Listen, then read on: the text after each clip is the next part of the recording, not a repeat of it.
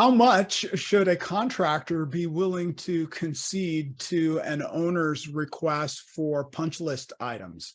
Well, of course, the typical Uncle Ed answer would be a reasonable amount.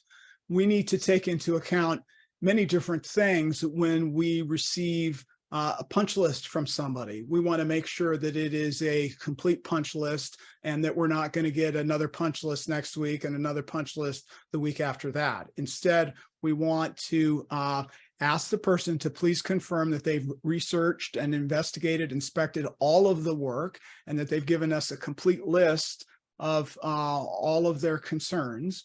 And then if we need to compromise on a few of them, maybe there's some items on there that were pre-existing, but it's not going to be expensive to resolve it.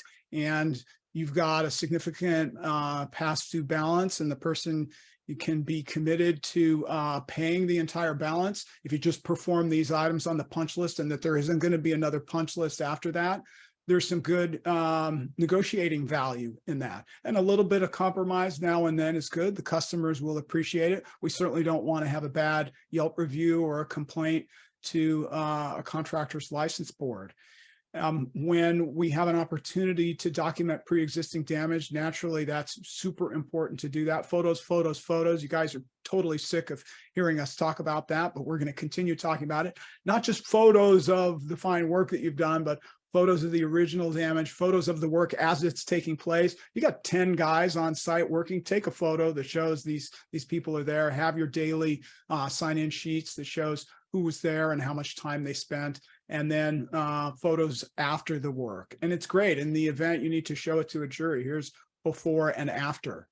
So, there are other ramifications to keep in mind with respect to a punch list, like the PR ramifications. Now, maybe you got this customer from a really valuable referral source, but this customer is making a totally unreasonable request for you, putting something on the punch list that's going to be expensive for you to deal with and is not your fault. It's not your problem.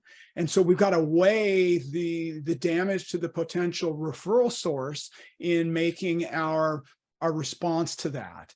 Do we believe that this person who's hitting us with this huge punch list is geared up and ready to bring a lawyer in? Is this person talking about making a complaint against our contractor's license? How angry is this person? How important are these particular punch list items to this person, and how much is it going to cost us? These are some of the factors that we like to take into account in determining what to do with a punch list. And naturally, we want to err on the side of good customer service and taking care of people and just getting closure and moving on, because when these things drag on, it's like a cancer on your company.